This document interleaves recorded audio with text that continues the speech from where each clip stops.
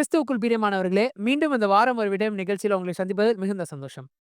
நம்ம நற்செய்தி அறிவிக்கும்போது, ரொம்ப அதிகமா வர ஒரு எதிர்ப்பு என்ன அப்படின்னு பார்த்தீங்க அப்படின்னா, கிறிஸ்தவம் இந்தியால பிரிட்டிஷ் ஆட்சியில தானங்க வந்துச்சு. 200, 300 வருஷத்துக்கு முன்பாக அப்படி ஒரு காரியமே இல்லையே அப்படின்னு சொல்லி சில விஷயங்கள சொல்லுவாங்க.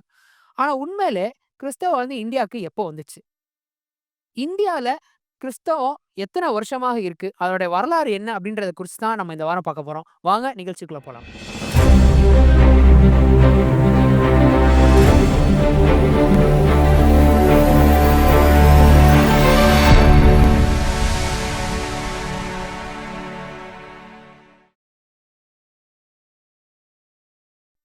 இந்தியால கிறிஸ்தவம் கிட்டத்தட்ட ஏறக்குறைய 2000 வருஷமாக இருக்கு. அதாவது யூரோப்ல நான் அதோட ஐரோப்பால இருக்க ஒரு சில நார்தர்ன் கண்ட்ரீஸ், ஒரு சில நாடுகள்ல நற்செய்தி அறிவிக்கப்படுறதுக்கு முன்பாகவே இந்தியால நற்செய்தி அறிவிக்கப்பட்டாச்சு. யோசிச்சு பாருங்களேன். இன்னைக்கு ஏதாவது பிரிட்டிஷ்னால தான் இந்தியாவுக்கு கிறிஸ்டியானிட்டியே வந்துச்சு அப்படின்னு சொல்றாங்க. ஆனா, அங்க ஒரு சில நாடுகளுக்கு போறதுக்கு முன்பாகவே இந்தியால கிறிஸ்டியானிட்டி வந்துடுச்சு. இப்போ உங்களுக்கு இந்த கிறிஸ்தவம் எப்படி இந்தியால வளர்ந்துச்சு அப்படின்றத உங்களுக்கு நான் புரியிற மாரி 3 பகுதியா உங்களுக்கு நான் பிரிச்சு சொல்றேன். இந்த 2000 வருஷ காலகட்டத்த எப்படி பிரிக்கலாம் அப்படின்னா, 50ஆம் ஆண்டுலேருந்து 350ஆம் ஆண்டு வரைக்கும் ஒரு பகுதியாவும், 350லேருந்து 15ஆம் நூற்றாண்டு வரைக்கும் ஒரு பகுதியாவும், 15ஆம் நூற்றாண்டுலேருந்து இன்னைக்கு இருக்கிற காலகட்டம் வரைக்கும் ஒரு பகுதியா நம்ம பிரிச்சு பார்க்கலாம். மொத இந்தியால எப்ப நற்செய்தி அறிவிக்கப்படுது அப்படின்னு கேட்டீங்க அப்படின்னா, வடமேற்கு இந்தியால, அதாவது இந்த இந்தோ பார்த்தியன் கிங்டம் அப்படின்னு சொல்லுவாங்க. அந்த ராஜ்யத்தோடைய ராஜா கிங் காண்டபரஸ் அப்படின்ற ராஜா கிட்ட தான் அப்போஸ்தலனாகிய தோமா நற்செய்திய அறிவிக்கிறார்.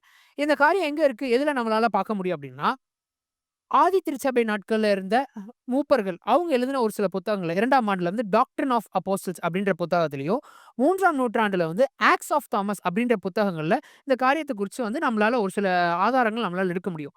அதே போல காண்டபரஸ் ராஜா அவரு வாழ்ந்தாரு. அந்த இடத்துல அவர் ஆட்சி செஞ்சாரு அப்படின்றதுக்கான ஒரு சில அகழ்வாராய்ச்சி சான்றுகளும் நமக்கு கிடைக்குது.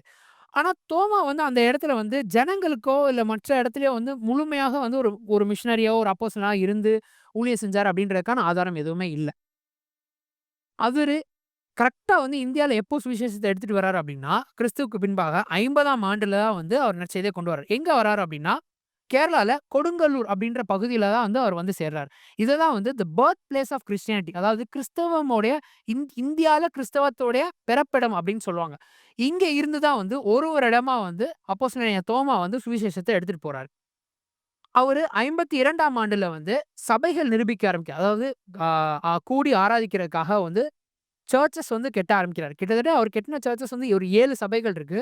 அதோடைய ஃபர்ஸ்ட் சர்ச் பார்த்தீங்க அப்படின்னா, 52ஆம் ஆண்டுல கட்டப்பட்ட, கொடுங்கல்லூர்ல கட்டப்பட்ட சபை இன்ன வரைக்கும் இருக்கு. இதுதான் இந்தியாவிலே இருக்கிறதுலே பழமையான சபை. அதாவது உலகத்துல நெறைய இடங்கள்ல நற்செய்தி போறதுக்கு முன்பாகவும், இல்ல சபை நிரூபிக்கப்படுறதுக்கு முன்பாகவே அப்போஸ்தலனாகிய தோமா இந்த இடத்துல ஒரு சர்ச்சே கட்டிட்டாரு.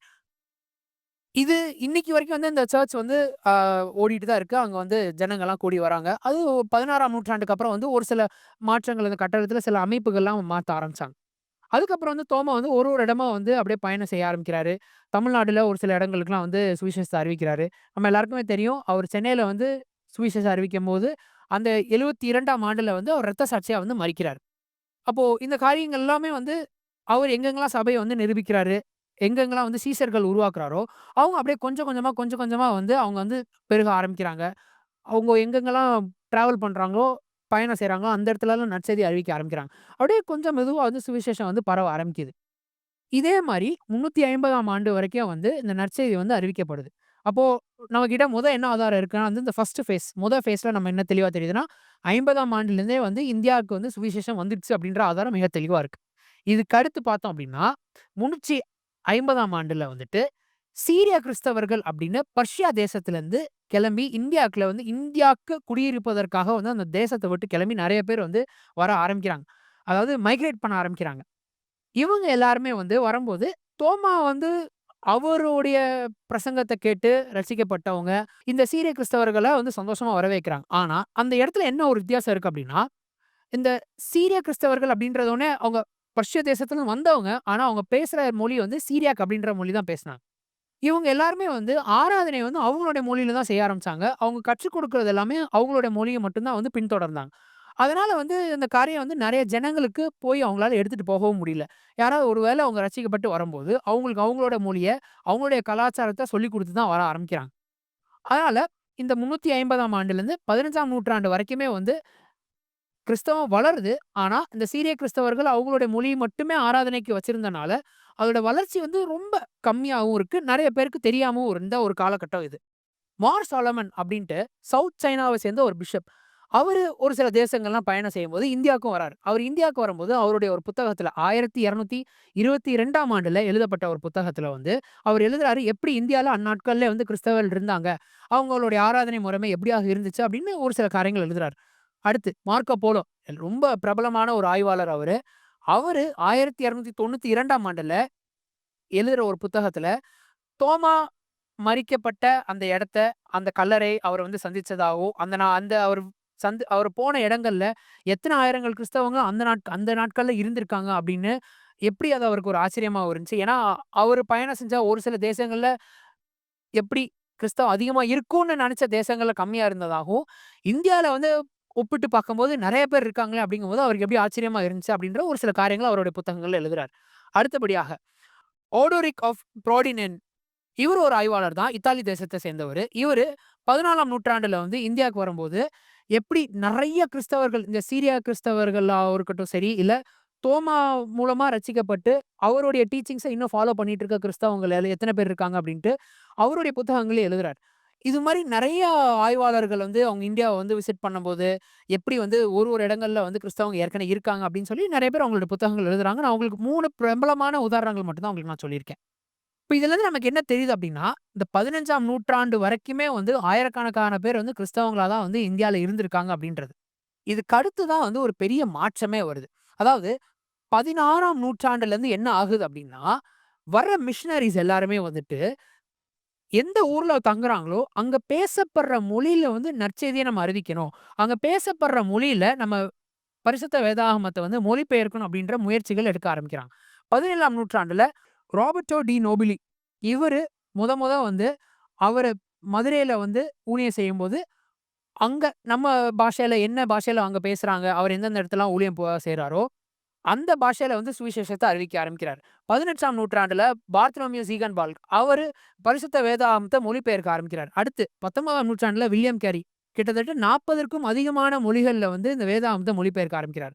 இதுக்கப்புறம் தான் வந்து நெறைய மிஷனரிகள்ஸ் எல்லாமே வந்து எந்தெந்த ஊர்ல அவங்க ஊழியம் செய்றாங்களோ, அந்தந்த ஊர்ல சுவிசேஷத்த வந்து அவங்கவங்க மொழியில வந்து மொழிபெயர்த்து, அந்த மொழியில வந்து கற்றுக் குடுக்க ஆரம்பிக்கிறாங்க. அதுக்கப்புறம் தான் வந்து இன்னும் அதிகமா அந்த நற்செய்தி வந்து அநேகருக்கு வந்து பிரசங்கிக்கப்பட ஆரம்பிக்குது.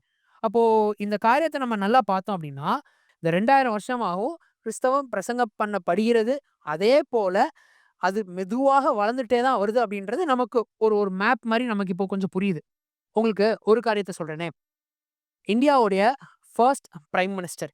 அவருடைய புத்தகம் டிஸ்கவரி ஆஃப் இந்தியா அப்படின்ற புக்ல என்ன எழுதுறாரு அப்படின்னா, Christianity is an ancient religion which is there in India from the first century அப்படின்னு எழுதுறாரு. அதாவது கிறிஸ்தவம் வந்து 1ஆம் நூற்றாண்டுலேருந்தே வந்து இந்தியால இருக்கு அப்படின்றத அவர் அங்கீகரிச்சு அவர் எழுதியிருக்காரு.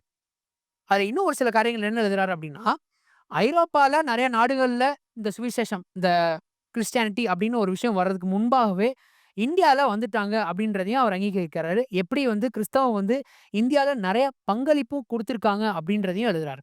அப்போ நம்ம நல்லா தெளிவா தெரிஞ்சுக்கலாம். கிறிஸ்டியானிட்டி அப்படின்னு ஒரு விஷயம் 200, 300 வருஷத்துக்கு முன்பாகவோ, இல்ல பிரிட்டிஷ் ஆட்சினால வந்த ஒரு விஷயம் கிடையாது அப்படின்றது இதுல நமக்கு நல்லா தெளிவா தெரியுது. இன்னும் சொல்லப்போனா நம்ம சில எபிசோட்ஸ்லாம் நம்ம பார்த்தோம். ஆ மிஷனரிகளுக்கு இருந்த எதிர்ப்பே வந்து பிரிட்டிஷ் ரூலர்ஸ் தான். ஈஸ்ட் இந்தியா கம்பெனி தான் வந்து இவங்களோட நற்செய்தி அறிவிக்க விடாம, இவங்க மிஷனரி ஊழியத்த செய்ய விடாம தடுத்ததே அவங்க தான்ற காரியங்கள் குறிச்சு நம்ம ஏற்கனவே பார்த்துருக்கோம். அப்போ 50ஆம் ஆண்டுலேருந்து ஆரம்பிச்சு, இன்னைக்கு வரைக்கும் வந்து இந்த சுவிசேஷம் இந்தியால பிரசங்கிக்கப்பட்டு தான் வந்துகிட்டு இருக்கு. கொஞ்சம் கொஞ்சமா அது வந்து எங்கெங்கலாம் சொல்லப்படலையோ, யார் யார்கிட்டலாம் சொல்லப்படலையோ, அது எல்லாமே வந்து நாளடைவில ஒரு ஒரு இடமா வந்து அறிவிக்கப்பட்டு தான் வந்துகிட்டே இருக்கு.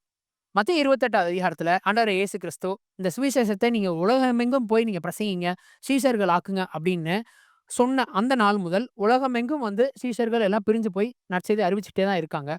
இந்தியாலயும் அதே மாரி இந்த காரியம் தொடர்ந்து வந்துகிட்டே தான் இருக்கு. நம்மளும் வந்து இந்த கடைசி நாட்கள்ல முடிஞ்ச வர எங்கெங்கலாம் வந்து இந்த சுவிசேஷத்த நம்ம எடுத்துட்டு போ முடியுமோ, அங்கலாம் நம்ம கொண்டு போணும். அதேபோல யாராவது வந்து இந்த நற்செய்தி இந்த கிறிஸ்டியானிட்டி வந்து 200, 300 வருஷத்துக்கு முன்பாக அப்படிதான் வந்துச்சு அப்படின்னு சொன்னாங்கன்னா, அவங்க கிட்டயே இந்த காரியத்தெல்லாம் எடுத்து நம்ம சாந்தத்தோட, பொறுமையோட நம்ம மறு உத்தரவு சொல்ல எப்பொழுதும் ஆயத்தம் உள்ளவர்களா இருக்கணும். கர்த்தருக்கு சித்தமானால் இன்னொரு விடயமுடன் உங்களை சந்திக்கிறோம். God bless you.